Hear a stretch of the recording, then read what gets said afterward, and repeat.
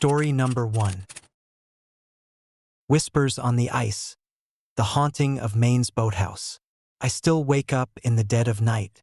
The memory of that frigid winter evening in coastal Maine etched into my mind like the intricate frost patterns that once adorned the windows of the abandoned boathouse. My name is Ethan Collins, and the events that unfolded during my visit to that desolate place have left an indelible mark on my soul.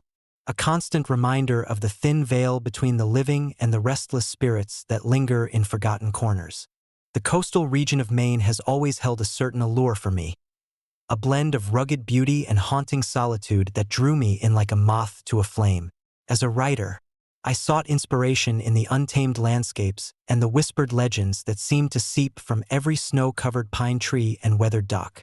But nothing could have prepared me for the night I decided to explore the long-abandoned boathouse that stood sentinel on the edge of Widow's Creek. It was late December, the heart of winter enveloping the coast in a relentless embrace. The sky was a slate gray, heavy with the promise of more snow, and the air was crisp with the scent of pine and salt water. I had heard the stories from locals, tales of eerie whispers and phantom footsteps that echoed along the pier whenever the lake froze over. Most dismissed them as mere folklore, but something about the desolate beauty of Widow's Creek called to me, urging me to uncover the truth behind the legends. The boathouse itself was a relic from a bygone era, its once vibrant red paint now faded and peeling, the wooden planks creaking ominously with every gust of wind. Tall grasses and brambles had overtaken the structure, nature reclaiming what was once a hub of activity. As I approached, the crunch of snow beneath my boots was the only sound breaking the oppressive silence of the winter night. I had arrived just as dusk was settling, the last rays of sunlight reflecting off the icy surface of the lake. The sky was a canvas of purples and blues, the fading light casting long shadows that danced across the snow-covered ground. I set up my camera and notebook, determined to document any signs of the supernatural activity that had intrigued me for so long. As I stood there, the temperature seemed to drop further, a biting chill that seeped into my bones despite the layers I wore. The wind howled through the trees, carrying with it the faintest sound of distant laughter, a sound that seemed out of place in the desolate surroundings. I shook off the unease, attributing it to my imagination, and began to explore the perimeter of the boathouse. The door was ajar, swaying gently in the wind as if beckoning me inside. I pushed it open cautiously, the hinges groaning in protest. The interior was dark, the only light coming from the moon filtering through the broken windows. Dust hung thick in the air, particles swirling in the beam of my flashlight as I stepped further into the building. The boathouse was vast, its main floor filled with remnants of past lives, rusted tools, broken boats, and tattered curtains that fluttered in the draft. I made my way to the back, where a narrow staircase led down to the basement. Stories had always hinted at something hidden beneath the surface, something that stirred when the lake froze over. As I descended the stairs, the air grew colder, the silence more oppressive. My flashlight flickered, casting erratic shadows on the walls, making the darkness seem alive with unseen movements. Reaching the basement, I found myself in a small, cluttered space filled with old fishing equipment and remnants of long-forgotten winters. It was then that I heard it, the softest whisper, barely audible over the howling wind outside. "Help us!" The voice was filled with despair, a plea that sent shivers down my spine. I turned, scanning the room, but saw nothing beyond the piles of debris and broken nets. My heart pounded as the whispering grew louder, more insistent, echoing off the cold stone walls. Determined to uncover the source, I moved towards the far end of the basement, where an old wooden door stood. It was locked, the handle cold to the touch. I fumbled with my keys, my hands trembling as I tried to open it, but the lock held firm, as if resisting my attempts to enter. Just as I was about to give up, the door creaked open on its own, the hinges squealing in protest. A rush of icy air escaped from the room beyond, carrying with it the unmistakable sound of footsteps, slow, deliberate, echoing across the frozen ground. I took a deep breath, steeling myself for whatever lay ahead, and stepped inside. The room was stark, illuminated by the pale light of the moon streaming through a cracked window. At the center stood a single figure, a tall man dressed in an old-fashioned coat, his presence both commanding and sorrowful. His face was obscured by shadows, but his eyes glowed with an otherworldly light, filled with a sadness that seemed to stretch across the ages. "Who are you?" I asked, my voice barely a whisper, fear and curiosity battling within me. The man did not respond, his gaze fixed on something beyond my sight. Instead, he began to move, his footsteps echoing through the room, each step resonating with a deep, mournful rhythm. I followed him, drawn forward by an inexplicable force, my mind racing to comprehend the supernatural encounter. As we approached the center of the room, the air grew even colder, the whispers returning with a vengeance. "Help us find peace." The voices melded together, a chorus of lost souls yearning for release. The man stopped abruptly, turning to face me fully now, his eyes piercing through me with an intensity that made my skin crawl. "You must remember," he intoned, his voice echoing through the frozen chamber. "Remember what was lost, and help us find our way back." I stood there, paralyzed by the weight of his words, the truth of the legends settling in my mind. The boathouse was more than just an abandoned structure. It was a gateway, a place where the living and the dead intersected during the harshest of winters. "How can I help?" I managed to ask, my voice wavering with a mix of fear and determination. The man reached out, his hand passing through me like mist. "Restore what was broken," he whispered, the words hanging heavily in the air. "Bring light to the darkness that binds us." Before I could respond, the room began to shake, the walls trembling with the force of unseen energies. The whispers grew louder, the cries of the lost souls intertwining with the man's plea, creating a cacophony of anguish that threatened to overwhelm me. I staggered back, struggling to maintain my footing as the room seemed to warp around me, the boundaries between the living and the dead blurring into nothingness. "Remember," the man repeated, his voice now a desperate cry. "Remember what was lost." With a surge of adrenaline, I forced myself to focus, recalling the stories and legends I had heard about the boathouse. It was built by a fisherman named Samuel Reed, a man whose dedication to his craft was matched only by his love for his family. Tragedy had struck when a violent storm had capsized his boat, claiming the lives of his wife and child. Samuel, unable to bear the loss, had vanished into the night, his spirit bound to the boathouse, forever seeking redemption and peace. Realization dawned on me. The man before me was Samuel Reed, his spirit still trapped by the unresolved grief and the tragedy that had befallen him. I needed to help him and the other lost souls find closure, to mend the broken ties that kept them tethered to the mortal realm. "Samuel, I understand," I said, my voice steady despite the chaos around us. "I will help you find peace. Tell me what I need to do." The man nodded slowly, a faint smile touching his ethereal lips. "You must restore the boat, complete what was left unfinished. Only then can we move on."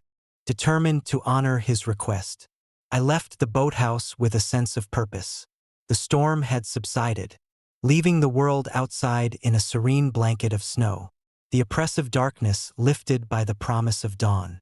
I set out on a mission to locate the remnants of Samuel's boat, buried beneath layers of ice and snow, hidden away by the relentless winter.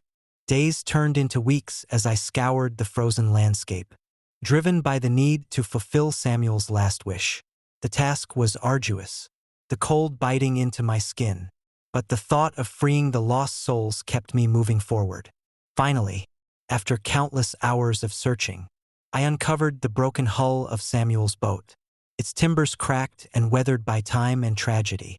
With the help of local craftsmen and the warmth of the community, we painstakingly restored the boat, piece by piece, breathing new life into the vessel that had once carried Samuel and his family across the treacherous waters. It was a labor of love and remembrance, a tribute to the man whose spirit had haunted the boathouse for so long. As we placed the final plank, the sky began to clear, the first rays of sunlight piercing through the remaining clouds. I returned to the boathouse, the restored boat now standing proudly at the edge of Widow's Creek, a symbol of hope and closure. Entering the basement once more, I felt the oppressive cold lift, replaced by a warm, comforting presence. The room was silent, the whispers of the lost souls fading into a peaceful stillness. At the center stood Samuel Reed, his figure now radiant and serene, a testament to the power of compassion and remembrance. "Thank you," he whispered, his voice filled with gratitude. "You have brought us peace." With those final words, his spirit dissolved into the light, the bonds that had held him and the other lost souls to the boathouse finally broken. The room was filled with a sense of tranquility, the darkness now a distant memory replaced by the promise of eternal peace. In the days that followed, the boathouse transformed from a place of fear to one of remembrance. Visitors who once spoke in hushed tones about the haunting whispers and phantom footsteps now shared stories of hope and redemption. The legend of Samuel Reed serving as a reminder of the enduring power of empathy and the importance of honoring those who have been lost. But the memory of that winter night remains with me, a haunting yet comforting reminder of the thin line between the living and the dead. I often find myself gazing out at the snow-covered woods surrounding Widow's Creek, the whispers of the past echoing through my mind, a testament to the spirits that linger in forgotten places and the souls that seek to find their way home. And so, I warn others, respect the places you explore, honor the memories of those who have passed, and understand that some mysteries transcend our understanding. For in the heart of Maine, amidst the silent snow and lingering spirits, lies a darkness that can consume even the bravest of souls, but also a light that can guide us toward compassion and eternal peace. Story number 2. Whispers in the Snow. The strange lights on Northfield Road. I still wake up in the dead of night, the memory of that fateful winter evening in Minnesota lingering in my mind like the persistent chill that once enveloped us on Northfield Road. My name is Laura Mitchell, and the events that unfolded on that snowy night have left an indelible mark on my soul, a constant reminder of the thin veil between the ordinary and the supernatural. It was late December 2018, a time when Minnesota's winter transformed the landscape into a vast, white expanse, each snowflake adding to the serene yet isolating beauty of the season. My husband, Tom, and I had decided to take a spontaneous trip to visit my sister in a nearby town. The drive was long, but the promise of spending the holidays with family made every mile worth it. As we approached Northfield Road, the sky had already darkened, the sun hidden behind thick, heavy clouds that threatened more snow. The road was barely visible, flanked by dense forests that seemed to absorb the fading light. The snow had been falling steadily for hours, each flake adding to the blanket that muffled the sounds of the night. "Look at that, Tom," I said, pointing to the horizon where the snowflakes danced in the weak glow of our headlights. "The lights are beautiful tonight." He smiled, reaching over to squeeze my hand. "Perfect night for some holiday photos, don't you think?" We found a clearing just off Northfield Road, a perfect spot to capture the mesmerizing dance of snowflakes illuminated by the soft, multicolored lights reflecting off the snow-covered ground. I set up my camera, the tripod steadying itself as I adjusted the settings. Tom fetched his phone, preparing to capture the moment as well. As I looked through the lens, focusing on the intricate patterns formed by the snow and lights, a sense of calm washed over me. The world felt peaceful, cocooned in the quiet embrace of winter. But that peace was abruptly shattered by a flicker of movement out of the corner of my eye. "Tom, did you see that?" I whispered, my heart skipping a beat. He glanced up, his eyes scanning the area we had chosen for our photos. "See what?" There, just beyond the reach of our lights, stood a figure, tall and imposing, dressed in what looked like a thick, dark coat that seemed to merge with the shadows of the surrounding trees. His presence was unnerving, an inexplicable chill settling into my bones as I stared in disbelief. Maybe someone else stopped here, Tom suggested, though his voice lacked conviction. I shook my head, unable to tear my eyes away from the apparition. I don't think so. There's nobody else around. The man stood motionless, his gaze fixed straight ahead as if he were expecting something or someone. The air around us grew colder, the temperature dropping suddenly despite the layers we wore. I felt an icy breath on the back of my neck, and a shiver ran down my spine. "He's staring right at us," I muttered, my voice barely audible over the sound of the falling snow. Tom stepped closer, trying to get a better look. "Hello? Can I help you?" But the figure didn't respond. Instead, he began to move, slowly advancing towards us. My heart pounded in my chest as I fumbled to adjust the camera, hoping to capture some evidence of what we were witnessing. The flash of the camera momentarily illuminated his face, a face pale and gaunt, eyes hollow and filled with sorrow. Suddenly, with a speed that defied logic, the man vanished into thin air, leaving behind nothing but the lingering cold and a sense of profound unease. I turned to Tom, my breath visible in the icy air, our hands still clasped tightly together. "Did you see that?" I asked, my voice trembling. He nodded, though his expression was one of confusion and fear. "Yeah, that was strange." We decided to leave, the once inviting road now seeming ominous and foreboding. As we packed up our gear, I couldn't shake the feeling that something had followed us, the air still heavy with the presence of the ghostly figure. Driving away from Northfield Road, the snow continued to fall, each flake adding to the sense of isolation that now weighed heavily on us. The rest of the journey was tense, the eerie encounter leaving us both unsettled and searching for answers. Back at my sister's house, the warmth and comfort of family began to ease the lingering fear, but the memory of that night refused to fade. We shared our experience with relatives, who listened with a mixture of skepticism and concern. It wasn't until I researched local legends that I began to piece together the story behind the apparition we had encountered. Northfield Road was infamous for the tale of the crying man, a tragic figure said to haunt the area during heavy snowfall. According to local lore, the man was a traveler who got lost in a severe snowstorm decades ago, unable to find shelter and ultimately perishing in the cold. His spirit, filled with sorrow and regret, was doomed to wander the roads he could never fully escape, forever searching for a way out of the endless winter night. The more I delved into the history, the more I realized that our encounter was far from random. The crying man was a manifestation of the deep-seated tragedies that the harsh Alaskan winters had wrought upon the lives of those who dared to traverse its unforgiving landscape. Determined to find closure, Tom and I decided to return to Northfield Road the following winter, equipped with better gear and a desire to understand the supernatural presence that had so profoundly affected us. The drive was the same, the road just as desolate and treacherous, but we felt a sense of purpose that had been missing the first time. That December night, the snow was falling even harder, the wind howling like the cries of lost souls. As we reached the clearing where we had first encountered the crying man, we noticed the same flickering lights, now more intense and erratic.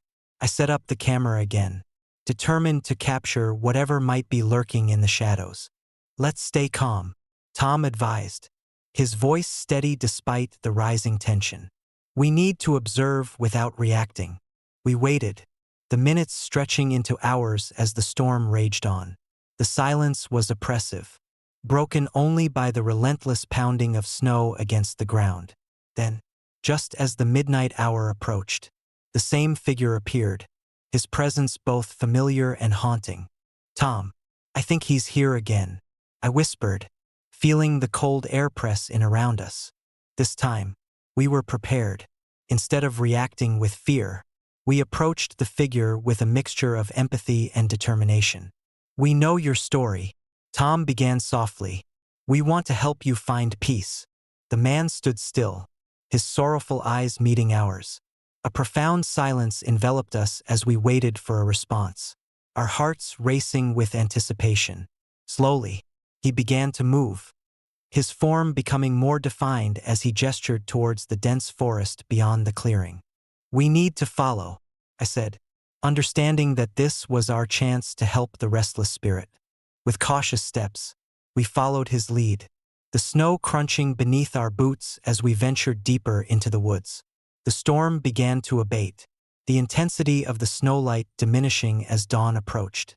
Eventually, we reached a small clearing where the remains of an old cabin stood, half buried in snow and ice. "This was his shelter," Tom explained, recognizing the signs from our research. "He never made it out." Together, we performed a small ceremony, lighting candles and offering words of comfort and forgiveness for the lost soul. As we spoke, the air grew warmer, the oppressive cold lifting as if a weight had been removed. The crying man appeared one last time, his form now peaceful and serene. "Thank you," he whispered, his voice filled with gratitude. "I can finally rest." With those final words, his spirit dissolved into the morning light. The snow-covered landscape now calm and silent. We stood there for a moment, absorbing the significance of what we had accomplished, helping a lost soul find the peace he had been denied for so long.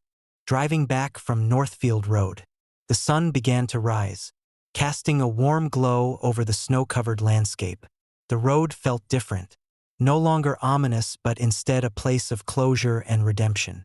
The experience had changed us, deepening our understanding of the supernatural and the profound impact of empathy and compassion. Years have passed since that winter night, but the memory of the crying man remains vivid in my mind. Northfield Road is still cloaked in snow during the winter months, but the eerie presence that once haunted it has been replaced by stories of hope and redemption.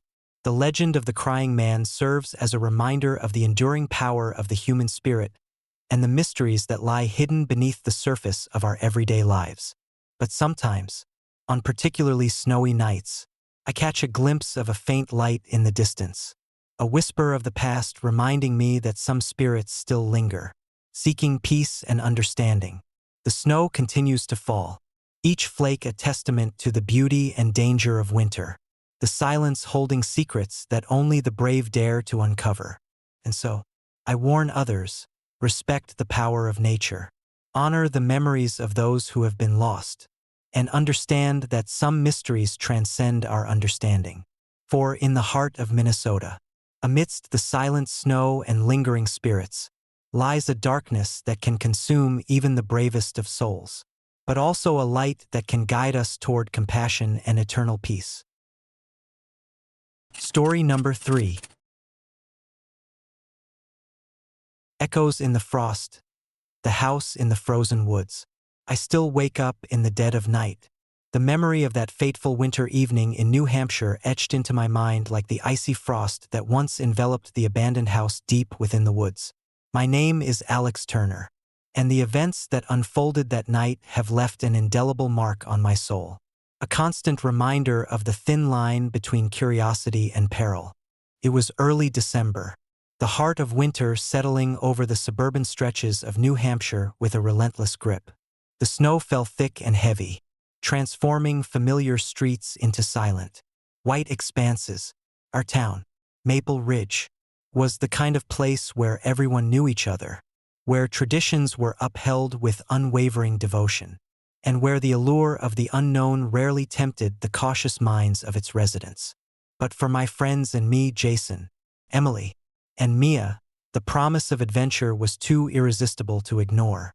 The house in the frozen woods had been the subject of countless local legends, whispered tales of unexplained noises and mysterious disappearances that sent shivers down the spines of even the bravest souls. Located at the edge of Maple Ridge, the house stood as a decaying monument to forgotten stories, its windows darkened by grime and its structure leaning precariously against the weight of years. One particularly frigid evening, as the sun dipped below the horizon and the first snowflakes began to fall, our group gathered at my house, huddled together for warmth and camaraderie. The fire crackled in the hearth, casting dancing shadows on the walls as we discussed our latest plan to explore the infamous house. "Are you sure about this?" Jason asked, his breath visible in the cold air. "We don't know what's out there." Emily, always the skeptic, frowned thoughtfully.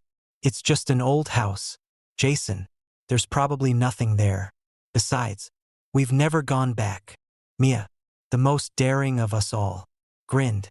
"Come on, guys, it's the perfect night for it. The snow will cover our tracks, and we can have a real adventure." Reluctantly, Jason nodded, and we agreed to meet at midnight, the witching hour when the house seemed to come alive with whispers of the past. As the hours ticked by, anticipation and unease mingled within us, each of us grappling with the fear that perhaps some stories were better left untold. When midnight finally arrived, we bundled up in layers of clothing, our faces numb from the biting cold. The drive to the house was treacherous, the snow-covered roads slick and barely visible under the thick blanket of white. The full moon cast an eerie glow, illuminating the path ahead and heightening our sense of foreboding. As we approached the house, the air grew colder, the silence of the night pressing in on us from all sides. The structure loomed before us, its once grand facade now marred by decay and neglect. The windows were dark, reflecting the pale light of the moon, and the door hung ajar, creaking softly in the wind. "All right, let's stick together," I whispered, trying to steady my racing heart. We stepped out of the car, the crunch of snow beneath our boots the only sound breaking the oppressive stillness. Inside, the house was a relic of a bygone era, the air thick with dust and the lingering scent of forgotten memories. Our flashlights cut through the darkness, revealing faded wallpaper, broken furniture, and remnants of lives long past. We moved cautiously, our footsteps muffled by the thick carpet, each of us acutely aware of the eerie silence that surrounded us. As we made our way to the back of the house, the temperature seemed to drop even further, our breaths visible in the frigid air. It was then that we heard it, a faint, sorrowful cry echoing through the halls, a sound that sent chills down our spines. "Did you guys hear that?" Emily asked, her voice barely above a whisper. Jason nodded, his eyes wide with fear. "Yeah, it sounded like a child crying." Determined to uncover the source, we followed the sound, our flashlights guiding us through the labyrinthine corridors. The crying grew louder, more desperate, until we reached a large, dimly lit room at the end of a long hallway. The room was empty, save for a single window that looked out onto the snow-covered grounds. But what caught our attention were the handprints smeared across the glass, stark against the pristine snow outside. "Look at these," Mia pointed out, her voice trembling. "It's like someone tried to escape." I approached the window, my heart pounding in my chest. The handprints were fresh, their edges smudged as if someone had pressed their hands against the cold glass, pleading for help. A sense of dread settled over us as we realized that the house was not as abandoned as we had believed. "Maybe someone was trapped here," I suggested, trying to rationalize the horrifying sight, like a kid who couldn't find their way out. But before we could ponder further, a sudden gust of wind swept through the room, sending a flurry of snowflakes into the air. We turned to leave, only to find the door had vanished, replaced by a solid wall of ice that shimmered ominously under the weak light. "What's happening?" Jason exclaimed, panic evident in his voice. Emily stepped forward, her eyes scanning the room for any sign of an exit. But there was none. The cries of the child echoed once more, louder and more insistent, as if the spirit itself was trying to communicate with us. Suddenly, the temperature dropped even further, our breaths freezing in midair as an invisible force pressed down on us. Mia let out a strangled cry, clutching her chest as the cold became unbearable. "We need to get out of here," I urged, my voice shaking with fear. But the walls of ice seemed impenetrable, the room closing in around us as the cries continued to fill the air. Desperation clawed at our minds as we struggled against the unseen force. our attempts to break free futile against the supernatural barrier that held us captive. In a last-ditch effort, I grabbed Mia's hand, pulling her towards what we hoped was an exit. But as I turned to Jason and Emily, they were gone, vanished without a trace, their absence as sudden and inexplicable as the door's disappearance. "Guys!" I cried out, my voice cracking with terror. "Where are you?" The cries of the child morphed into anguished wails, the sound reverberating through the frozen room. I spun around, trying to locate my friends, but the room offered no answers, only the relentless cries and the oppressive cold. Suddenly, the handprints on the window began to glow, the letters smudged into something resembling words. I strained to read them, the message becoming clearer despite the frost that coated the glass. "Help us escape!" A surge of hope mixed with fear coursed through me. "We have to help them," I muttered, my mind racing to understand what was happening. "We need to free them from here." But before I could act, a figure materialized in the center of the room, a ghostly apparition of a woman dressed in a tattered dress, her eyes hollow and filled with sorrow. She floated towards me, her presence both haunting and heartbreaking. "Why are you here?" I asked, my voice barely audible over the cries of the child. She paused, her gaze piercing through me. "They are trapped. You must help us." I felt a surge of determination despite the fear gripping my heart. "Tell me what to do."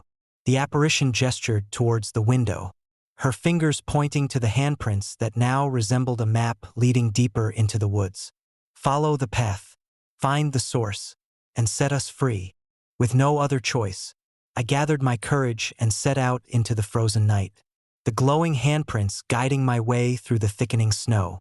The journey was arduous, the cold numbing my limbs and the darkness pressing in on all sides. But the cries of the trapped souls kept me moving, their desperation fueling my resolve. After what felt like hours, I arrived at a clearing where the abandoned house stood like a sentinel against the encroaching forest. The air was thick with the scent of pine and something metallic, a reminder of the lives lost to the unforgiving winter. I approached the house, the cries growing louder as I neared, the sound echoing through the silent woods. Inside, the atmosphere was suffocating, the walls adorned with faded photographs and remnants of lives that had been abruptly halted. In the center of the room stood an old, ornate clock, its hands frozen at midnight, the very hour we had set out to free the trapped souls. "Overcome your fear," a voice whispered, the words carried by the icy wind that swirled around me.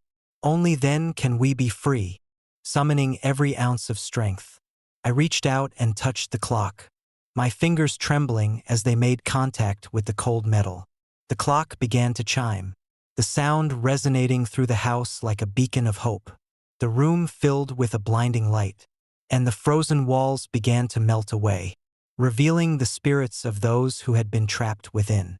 One by one, the apparitions emerged, their faces etched with gratitude and relief. The cries of the child softened into whispers of thanks as they began to fade, their spirits finally finding peace after years of entrapment. As the last spirit dissolved into the night, the house itself seemed to breathe a sigh of relief, the oppressive cold lifting as warmth filled the air. I stood there, exhausted but triumphant, knowing that I had played a part in freeing the lost souls from their eternal winter. Returning to the spot where I had set out, I found my friends waiting, Jason and Emily, unharmed but visibly shaken. They had been locked in the ice barrier, trapped just as we had been. But now they stood beside me, their eyes filled with a newfound respect for the mysteries that lay hidden in the frozen wilderness. "We did it," Emily whispered, her voice filled with awe. "We actually did it." Jason nodded, a solemn smile crossing his face. "Yeah, we helped them find peace."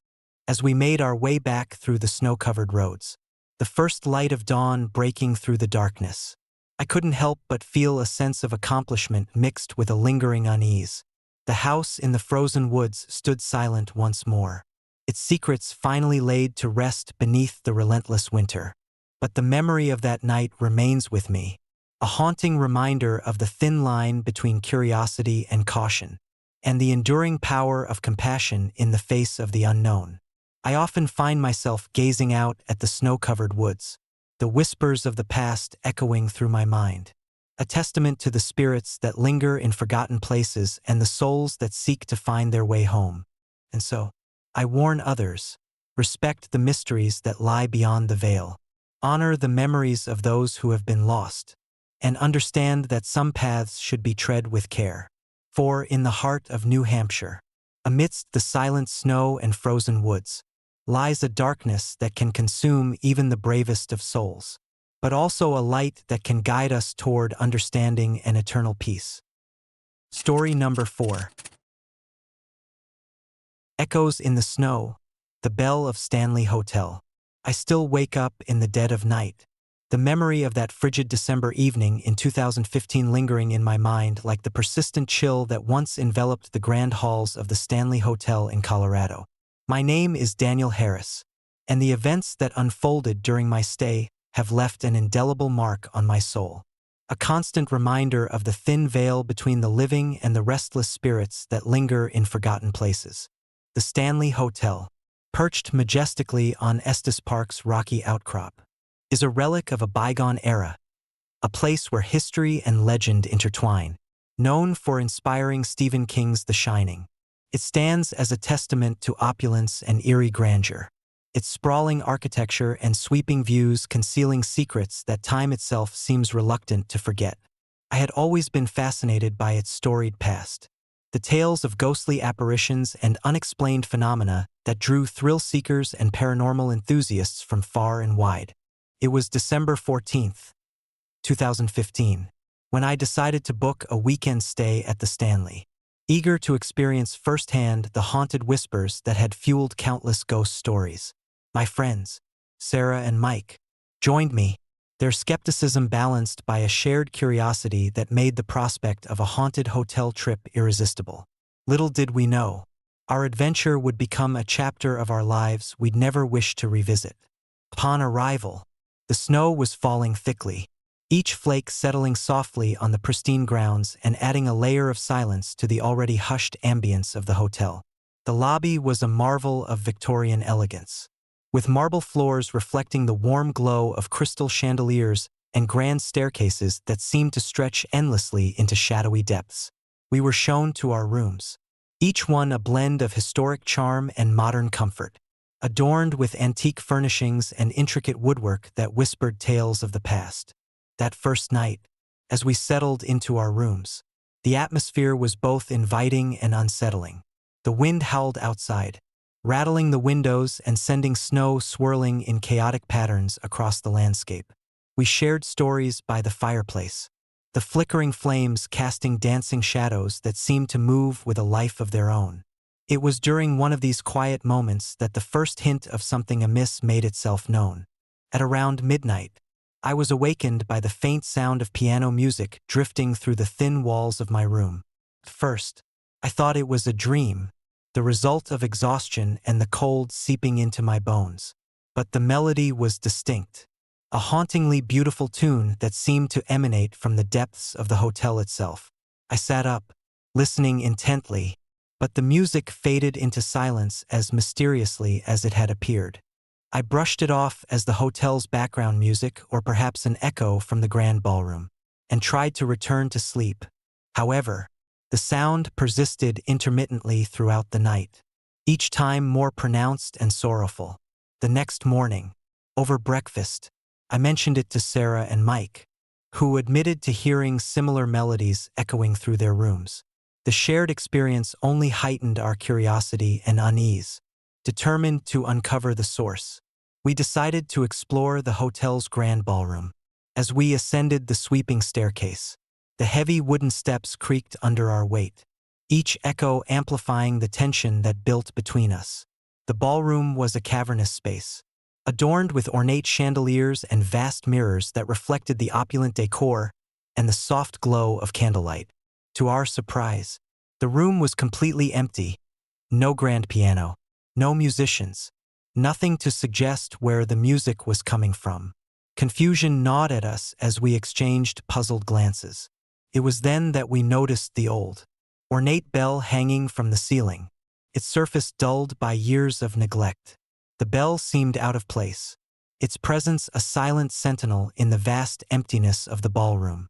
As we approached the bell, the temperature in the room dropped noticeably, our breaths visible in the frigid air. Suddenly, the faint sound of piano keys being struck filled the space. The melody now accompanied by the soft tolling of the bell. The music swelled, each note resonating with a melancholic beauty that sent shivers down my spine. We watched in awe as the pendulum of the bell began to swing gently, the motion synchronized with the haunting tune. It was then that we saw her, a figure clad in an elegant evening gown, her presence ethereal and otherworldly. She stood near the piano, her back to us, lost in the sorrowful melody she played. Her hair cascaded in loose waves, and her eyes held a profound sadness that seemed to pierce through the very fabric of our beings. "Who are you?" I asked, my voice barely above a whisper, the questions lingering in the cold air. She didn't respond, her focus unwavering as her fingers danced across the invisible keys. The room seemed to grow colder still, the shadows deepening around her form. I felt an overwhelming sense of sorrow emanating from her, a pain that transcended time and space. "We mean you no harm," Sarah called out softly, stepping forward with cautious steps. "Is there something we can do to help?" The woman paused, turning her head slowly to face us. Her eyes, once filled with sorrow, now held a flicker of hope. "Release us," she whispered, her voice a haunting echo that reverberated through the ballroom. "Set us free." Before we could respond, the bell tolled louder, the sound vibrating through the very core of the hotel. The music ceased abruptly, the woman dissolving into a swirl of snowflakes that seemed to rise from the very ground beneath us. The temperature surged back to normal, the oppressive chill lifting as quickly as it had descended. We stood there in stunned silence, the weight of her words hanging heavily in the air. What did she mean by "set us free"? The questions swirled in our minds as we retreated from the ballroom, the haunting beauty of the moment etched into our memories. In the days that followed, the atmosphere at the Stanley Hotel grew increasingly tense. The piano music returned sporadically, each time accompanied by strange occurrences, doors slamming shut on their own, objects moving without reason, and the persistent feeling of being watched. Guests began to report sightings of a ghostly woman in an evening gown standing by the second-floor windows, her gaze fixed on the snowy grounds below. Determined to find answers, we delved deeper into the hotel's history, uncovering stories of tragic losses and unfulfilled lives that had once walked its halls.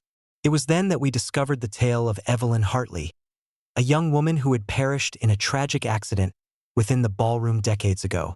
Her untimely death had left her spirit restless, bound to the very place that had been her sanctuary and her undoing. The more we learned about Evelyn, the more the pieces began to fit together. Her love for music, her tragic end, and the lingering sorrow that seemed to pervade the ballroom all pointed to the possibility that her spirit sought closure, a release from the pain that held her captive within the hotel's walls. Armed with this knowledge, we decided to honor her memory and help her find peace. We organized a memorial concert in the ballroom, inviting local musicians to play Evelyn's favorite pieces in her honor. On the night of the concert, the atmosphere was electric with anticipation and a touch of fear, the legacy of the haunted hotel adding a layer of solemnity to the proceedings. As the final notes of the last song faded into the night, the temperature in the ballroom began to rise, the oppressive chill giving way to a warm, comforting glow. The piano stood silent, the bell no longer tolling, and the ghostly figure of Evelyn Hartley appeared one last time, her eyes filled with gratitude and peace. "Thank you," she whispered, her voice now filled with serenity. "I can finally rest." With those final words, Evelyn's spirit dissolved into the ether. The ballroom bathed in a gentle light that seemed to cleanse the lingering darkness. The strange occurrences ceased, the haunting presence now a distant memory. replaced by a sense of tranquility that enveloped the grand halls of the Stanley Hotel. In the years that followed, the Stanley continued to stand as a beacon of history and elegance, its haunted past now a story of redemption and remembrance. Guests still spoke of the ghostly woman and the echoes of piano music. But those tales were now tinged with a sense of closure and peace, a testament to the enduring bonds between the living and the spirits that once walked the hotel's storied halls. But the memory of that winter night remains with me, a haunting reminder of the thin line between honoring the past and succumbing to fear. I often find myself gazing out at the snow-covered grounds of the Stanley, the whispers of the past echoing through my mind, a testament to the enduring presence of those who came before us and the spirits that watch over us from beyond. And so, I warn others, respect the places you visit, honor the memories of those who have passed, and understand that some encounters transcend our understanding. For in the heart of Colorado, amidst the silent snow and lingering spirits, lies a darkness that can consume even the bravest of souls, but also a light that can guide us toward understanding and eternal peace. Story number 5. Whispers on the Snow. The Stranger on the Alaskan Road. I still wake up in the dead of night, the memory of that fateful winter drive in 2010 haunting me like the relentless snowflakes that once buried me in the remote stretches of Alaska. My name is Jack Thompson, and the events that unfolded on that icy night have left an indelible mark on my soul, a constant reminder of the thin line between reality and the supernatural. It was December, the heart of winter in Alaska, when the darkness seemed to swallow everything whole. I was hauling freight across the vast, desolate roads that crisscrossed the state, my 18-wheeler rumbling steadily through the endless expanse of white. The radio crackled with intermittent updates, the harsh wind howling outside my cabin, making the old heater struggle to keep up. The night was particularly bitter, the temperature plummeting to well below freezing. Visibility was near zero, the snow whipping against the windshield in furious gusts. I had been driving for hours, the monotony of the road broken only by the occasional shimmer of moonlight reflecting off the snow-covered landscape. Around 2 a.m., as I navigated a particularly treacherous bend, I saw him, a solitary figure standing on the side of the road, clad in a thick, dark coat that seemed to merge with the shadows. His presence was unnerving, the way he stood there, motionless, staring straight ahead as if he were expecting something or someone. I slowed down, the truck groaning under the weight of the brake lights as I approached the stranger. Pulling over, I rolled down the window, the cold air biting at my face. "Need a ride?" I called out, my voice wavering slightly from the chill. He didn't respond. Instead, he remained silent, his eyes fixed on the horizon. After a moment that felt like an eternity, I decided to help. "You need help getting somewhere?" He still didn't speak, but after a few more moments, he nodded slightly, an unspoken agreement passing between us. I hesitated, glancing at the back seat, but saw nothing, no passenger, no sign of someone who had just stepped into the truck. Unease settled over me, but the snowstorm showed no signs of letting up, making stopping dangerous. "All right, get in," I said cautiously, reaching back to open the passenger door. To my surprise, the door was unlocked, inviting. The back seat was empty, but as the door swung open, the cold air rushed in, carrying with it the faint scent of pine and something else, something metallic and cold. I offered him the seat, but he remained standing, his presence almost blending with the snow-covered darkness outside. "You sure you want to get in?" I asked, my instincts screaming that something was wrong. Without warning, the door slammed shut, the sound echoing through the truck like a gunshot. I jumped, the sudden noise making my heart race. I turned to see the back seat still empty, the door locked tight. Panic began to set in as I realized that no one had actually entered the truck. "Hello? Is anyone there?" I called out, my voice trembling. Silence answered me, but the feeling of being watched intensified, wrapping around me like a suffocating blanket. I tried to steady my nerves, blaming the isolation and the storm for playing tricks on my mind. But deep down, I knew something was terribly wrong. Minutes stretched into hours as I drove through the endless night. The stranger nowhere to be seen. The snowstorm raged on, the truck's headlights cutting through the whiteout like desperate beacons of light. Every so often, I caught glimpses of movement in the periphery of my vision, shadowy figures that vanished when I turned to look directly at them. As dawn began to break, the storm finally showed signs of abating, the wind's fury giving way to a gentle drizzle. Exhausted and sleep-deprived, I pulled over at a small, abandoned rest stop to take a break and gather my thoughts. The place was desolate. The only signs of life, the occasional rustle of leaves and the distant call of a lone bird. As I stepped out of the truck, the cold air stung my lungs, the sun slowly rising over the horizon, casting a pale light on the snowy landscape. I glanced around, hoping to find some trace of the stranger. But there was nothing, no footprints, no sign of anyone having been there. Determined to make sense of the night's events, I approached the back of the truck, the door still locked tight. Suddenly, a gust of wind swept through the area, sending a flurry of snowflakes dancing around me. The sound of faint footsteps echoed through the stillness, the same sorrowful cries of a child that seemed to emanate from the very ground beneath me. My heart pounded in my chest as I turned to face the direction of the sounds, only to see nothing but swirling snow and fading echoes. I shook my head, trying to dispel the creeping fear that threatened to overwhelm me.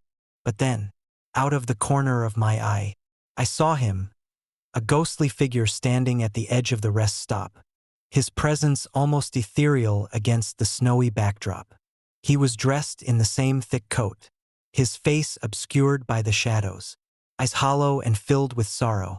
"Help us," he whispered, his voice barely audible over the lingering echoes of the night. I froze, the words echoing in my mind long after the figure had vanished. The temperature around me seemed to drop even further, the chill seeping into my bones as I felt an invisible hand brush against my shoulder, sending shivers down my spine. Desperate for answers, I reached into the glove compartment and pulled out my phone, only to find it dead. The realization hit me hard. I was alone, yet not alone, trapped between the living and the dead by forces beyond my understanding. The whispers of the night seemed to surround me, the cries of the lost child and the sorrowful figure intertwining, creating a haunting melody that filled the air with despair. I knew I had to leave, to escape the clutches of the supernatural presence that had entwined itself with my reality. As I started the truck once more, the feeling of being watched lingered, the ghostly eyes following me until I was miles away. The memory of that night forever etched into my mind.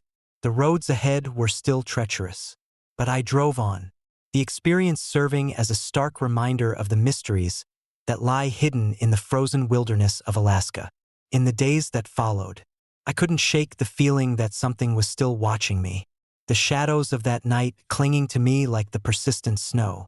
The story of the mysterious driver and the supernatural encounter spread through the local community, becoming a cautionary tale whispered around campfires and shared in hushed tones over warm drinks. I often find myself gazing out at the snow-covered roads, the memory of that ghostly encounter a constant reminder of the thin veil that separates our world from the unknown. The stranger on the road, the sorrowful figure at the rest stop, and the lingering whispers of a lost soul all serve as a testament to the enduring presence of the supernatural in our mundane lives. And so, I warn others, respect the power of nature, honor the memories of those who have been lost, and understand that some mysteries transcend our understanding. For in the heart of Alaska, amidst the silent snow and lingering spirits, lies a darkness that can consume even the bravest of souls, but also a light that can guide us toward healing and eternal peace. Story number 6. Shadows in the Fox, the haunting of Detroit's Fox Theater. I still wake up in the dead of night, the memory of that frigid winter evening in Detroit etched into my mind like the creaking boards of the old Fox Theater basement. My name is Michael Reynolds, and the events that unfolded during my late-night maintenance job have left an indelible scar on my soul. A constant reminder of the thin veil between the living and the restless spirits that linger in forgotten places. The Fox Theater, a grand relic of the past, stood proudly on Woodward Avenue, its ornate facade a testament to Detroit's golden age of entertainment. Once a bustling hub for movies and live performances, the theater had fallen into disrepair over the years, its glory days long behind it. I worked as a maintenance technician, tasked with the occasional repairs and upkeep of the aging structure. It was a job that suited my solitary nature, allowing me to work the quiet hours while most of the city slept. On December 3, 2018, the winter had already laid a thick blanket of snow over Detroit, turning the city into a silent, white expanse. The temperature had plummeted well below freezing, the biting cold seeping into every corner of the old theater. I arrived at the Fox Theater at midnight, the parking lot empty and the grand marquee dimmed, its lights flickering sporadically against the darkness. "Hey, Mike," called out Tony, the night manager, his voice echoing down the empty hallway. "We've got a report from upstairs. There's a leak in the projection room. Think you can handle it?" I nodded, grabbing my toolkit and making my way towards the projection room. The theater was a maze of ornate corridors and dimly lit rooms, the air thick with dust and the lingering scent of old velvet. As I navigated the labyrinthine basement, the temperature seemed to drop further, the chill wrapping around me like an invisible cloak. The projection room was a relic from another era, with vintage equipment and heavy curtains that had seen better days. I began assessing the leak, tracing the source to a small crack in the ceiling. As I worked, the silence was broken only by the distant drip of water and the occasional hum of the faulty projector. It was then that I noticed it, a shadow moving in the corner of the room, barely perceptible against the dark backdrop. At first, I dismissed it as a trick of the light or my imagination playing games with me. But the more I focused, the clearer the figure became. A tall man, dressed in what looked like an old-fashioned suit, stood silently in the corner, his presence both commanding and unnerving. "Who's there?" I called out, my voice echoing unnaturally loud in the confined space. The man didn't respond. Instead, he remained still, his hollow eyes fixed on me with an intensity that made my blood run cold. I took a step forward, trying to rationalize the sight. "Maybe someone's left something up here," I muttered to myself, though my heart pounded with unease. As I approached, the temperature in the room seemed to drop further, my breath visible in the frigid air. The man's figure began to shimmer, his form wavering like smoke in a breeze. I reached out to touch him, my fingers inches away from his ethereal presence. But as I did, he vanished without a trace, leaving behind a gust of icy wind that sent shivers down my spine. I recoiled, the chill settling deep into my bones. "What the hell was that?" I whispered, glancing around the room as if expecting him to reappear. Before I could collect my thoughts, the lights flickered violently, plunging the projection room into darkness for a split second before returning to their dim glow. The oppressive silence returned, but the feeling of being watched lingered, an invisible weight pressing down on me. I hastily finished fixing the leak, my mind racing with questions and fear. As I packed up my tools, I heard footsteps echoing through the empty theater, the sound growing louder and more deliberate with each passing second. My heart raced as I turned to see the shadowy figure reappear in the doorway, his presence more defined and menacing than before. "Leave now," the man whispered, his voice a hollow echo that resonated through the room. I froze, the words cutting through me like a knife. "Who are you?" I demanded, though my voice lacked the confidence I intended. The man took a step forward, his eyes never leaving mine. "This place was once alive with joy and laughter. Now, it's forgotten, abandoned. Don't let the past consume you." Before I could respond, he faded into the shadows once more, the temperature rising back to normal as quickly as it had dropped. The feeling of his presence lingered, a haunting reminder of the encounter I had just experienced. Shaken, I made my way back to the main floor, the weight of the man's message pressing heavily on my mind. As I reached the lobby, I found Tony waiting, concern etched into his face. "Everything okay?" he asked, his eyes searching mine for answers. I forced a shaky smile, trying to mask my fear. "Yeah, just the leak. Nothing to worry about." But as I walked away, the image of the tall man in the projection room stayed with me, his warning echoing in my thoughts. Over the next few days, strange things began to happen at the Fox Theater. Doors would slam shut on their own, lights flickered without cause, and the sound of faint, sorrowful whispers filled the empty corridors. Employees reported feeling a cold presence lingering in certain areas, especially the basement where I had encountered the ghostly figure. Determined to uncover the truth, I delved into the history of the Fox Theater, speaking with local historians and scouring old records.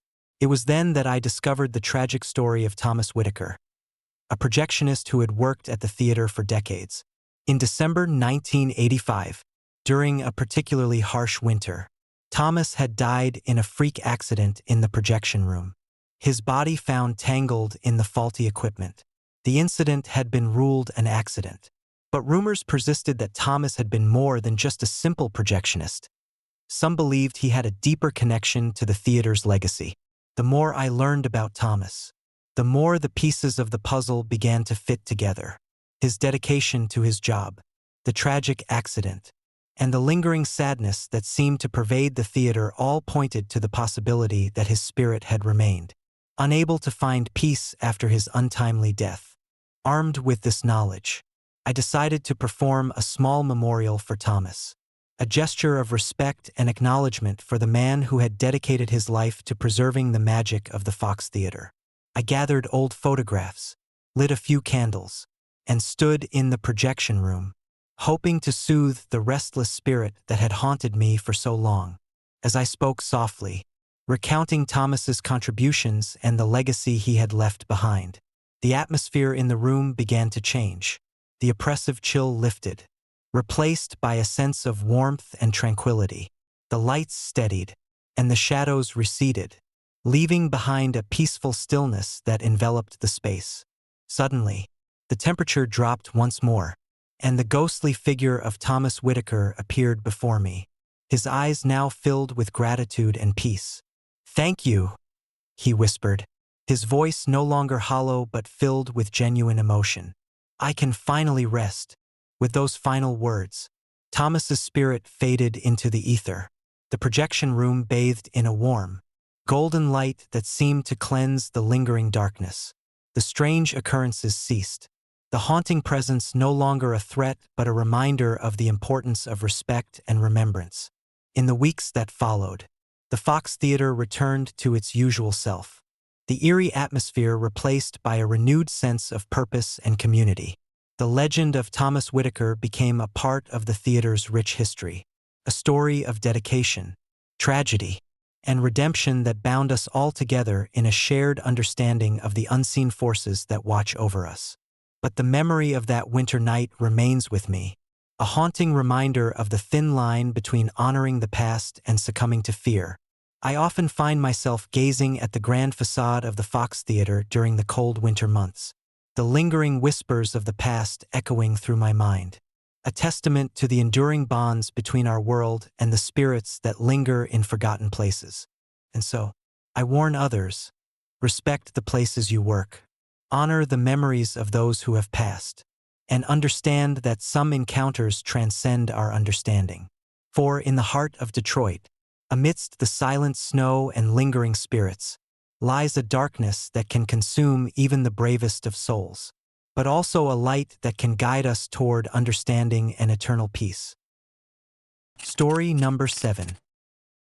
Whispers beneath the frost. The Crybaby Bridge.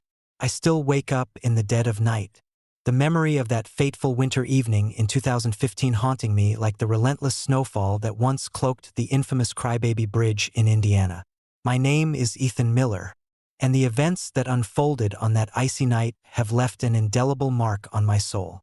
a constant reminder of the thin line between reality and the supernatural. Crybaby Bridge, nestled in the heart of Indiana, has long been the subject of local legends and ghost stories. The tales speak of a young child who was tragically abandoned beneath the bridge, their cries echoing through the cold winter air. Drivers passing by on snowy nights have reported seeing the ghostly figure of a woman standing in the middle of the bridge, only to vanish when approached. Most dismiss these stories as mere folklore, but I was about to experience the terror firsthand. It was December 12th, 2015, a night so cold that even the air felt like shards of ice piercing through my jacket. My friends and I had just finished a late-night snowboarding session at a nearby hill, our cheeks flushed from the chill and our bodies exhausted from the adrenaline rush. As we packed up our gear and prepared to head home, Jake suggested we take a shortcut through Crybaby Bridge to save time. "Come on, Ethan," Jake urged, his breath visible in the frigid air. "It'll be fun. Besides, it's just a bridge." I hesitated, a knot of unease tightening in my stomach. "I don't know, man. There's something about that place. It's creepy, especially at night." But Jake was insistent, his curiosity getting the better of him. Reluctantly, I agreed, and we made our way towards the bridge, the snow crunching beneath our boots. The bridge loomed ahead, its steel structure silhouetted against the pale glow of the moon.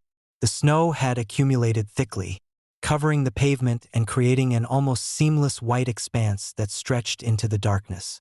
As we approached, the familiar silence of the night enveloped us, broken only by the soft whisper of the wind and the occasional drip of melting ice. The bridge felt desolate, abandoned, despite its popularity as a local ghost story hotspot. We crossed the bridge quickly, eager to leave the eerie atmosphere behind. But as we neared the midpoint, something changed. The temperature seemed to drop even further, the cold seeping into my bones and making my breath visible in the air. The wind picked up, howling through the gaps in the bridge's structure, creating an unsettling symphony of noise that amplified the silence around us. "Did you guys hear that?" I asked, my voice barely above a whisper. Jake shook his head, his eyes scanning the darkness. "Hear what?" Before I could respond, a soft, sorrowful wail pierced the night air, sending chills down my spine. It was the unmistakable sound of a child crying, high-pitched and filled with anguish. The cries echoed through the bridge, bouncing off the steel beams and disappearing into the darkness. "What's that?" Sarah, our friend, asked, her voice trembling with fear. I tried to rationalize the sound. "Probably just the wind or an animal," I suggested, though my heart pounded with unease. But then, out of the corner of my eye, I saw her, a ghostly figure of a woman standing in the middle of the bridge. She was dressed in an old-fashioned coat, her hair cascading over her shoulders in loose waves. Her eyes, hollow and filled with sorrow, met mine, and a shiver ran down my spine. "Jake, look," I whispered urgently. Jake turned to where I was pointing, his eyes widening in disbelief. "No way. That's not possible." The woman remained still, her presence both haunting and melancholic. I felt an overwhelming sense of sadness emanating from her, as if she were trapped in an eternal state of grief. The crying of the child grew louder, intertwining with the woman's silent sorrow, creating a haunting melody that filled the bridge. "Should we go back?" Sarah asked, clutching her coat tighter around her. But before we could respond, the woman began to fade, her form dissolving into the snowy air as if she had never existed. The cries of the child ceased abruptly, leaving us in an oppressive silence that was even more unsettling than the noise we had heard before. Panic set in as we realized we were stranded on the bridge, the path we had taken now obscured by the thickening snow. Our flashlights flickered intermittently, casting eerie shadows that danced across the snow-covered pavement. The wind howled louder, and the cold became unbearable, making it difficult to move. "Jake, call someone," I urged, fumbling for my phone. "We need help." But as I tried to unlock my phone, the screen went black, the device refusing to turn on. "Shit," I muttered, frustration and fear clawing at me. "The phone's dead." Jake and Sarah exchanged worried glances, the reality of our situation sinking in. We were alone, stuck on Crybaby Bridge with no way to contact anyone for help. The oppressive silence returned, broken only by the distant sound of the wind and the faint echo of our own breathing. Suddenly, the temperature dropped even further, and I felt an icy hand brush against my shoulder. Though when I spun around, no one was there. My heart raced, and I grabbed Jake's arm, pulling him close.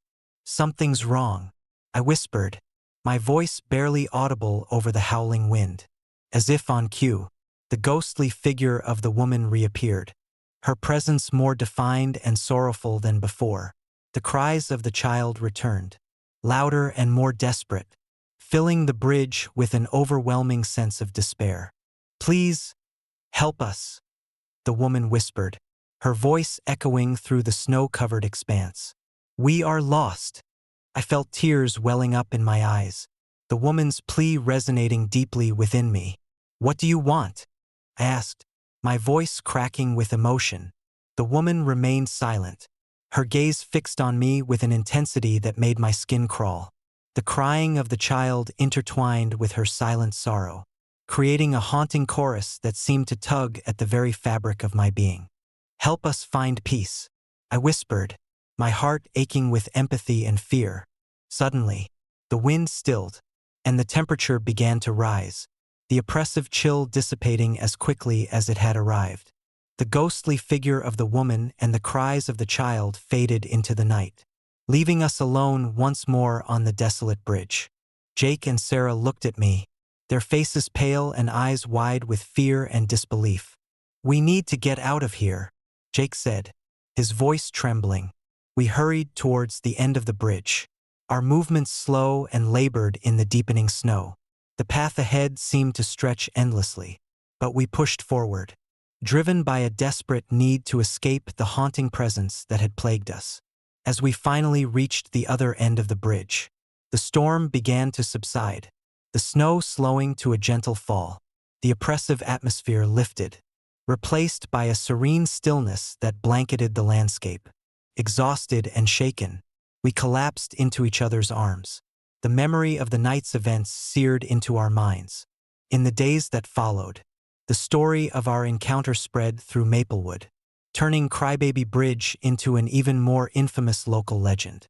Others shared their own eerie experiences, hearings of childlike cries, sightings of ghostly figures, and the unshakable feeling of being watched during the cold winter nights.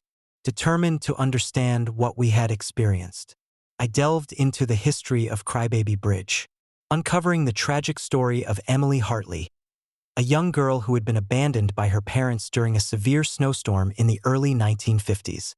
Her cries for help had echoed through the bridge for years, her spirit unable to find peace after her untimely death. The legend spoke of her mother, a woman driven to despair by the loss, whose grief had tethered both their spirits to the bridge. Armed with this knowledge, I felt a sense of responsibility to help Emily find the peace she had been denied. Jake and Sarah joined me in organizing a memorial service at the bridge, inviting the community to come together and honor Emily's memory. We lit candles, placed flowers at the center of the bridge, and shared stories of her life and the pain that had kept her spirit bound to the icy expanse. On the night of the ceremony, the atmosphere was filled with a mixture of hope and apprehension. As we lit the final candle, the air grew warmer, the oppressive chill lifting as if a weight had been removed. The cries of the child and the sorrowful whispers that had haunted us all seemed to fade, replaced by a peaceful silence that enveloped the bridge. I looked up to see a gentle light glow in the center of the bridge, the ghostly figure of Emily Hartley standing there with a serene smile. Her eyes, once hollow and filled with sorrow, now sparkled with gratitude and peace. She reached out a translucent hand towards us, her presence no longer one of despair but of gratitude. "Thank you," she whispered, her voice soft and filled with relief. "I can finally rest." With those final words, Emily's spirit dissolved into the night, her presence leaving behind a sense of tranquility and closure. The bridge, once a place of fear and sorrow, now stood as a symbol of redemption and remembrance, a testament to the enduring power of compassion and understanding. In the years that followed, Crybaby Bridge became a place of pilgrimage for those seeking to honor Emily's memory and the spirits of those lost to the unforgiving winter nights. The haunting legends persisted, but they were now stories of hope and healing rather than fear and despair. But the memory of that night remains with me, a haunting reminder of the thin line between the living and the dead, and the importance of honoring those who have been lost. I often find myself gazing at the snow-covered bridge during the cold winter months, the whispers of the past echoing through my mind, a testament to the enduring bonds between our world and the spirits that watch over us from beyond. And so, I warn others, respect the places you visit, honor the memories of those who have passed, and understand that some souls linger not out of malice but out of a desperate need for peace. For in the heart of Indiana, amidst the silent snow and lingering spirits, lies a darkness that can consume even the bravest of souls, but also a light that can guide us toward understanding and eternal peace.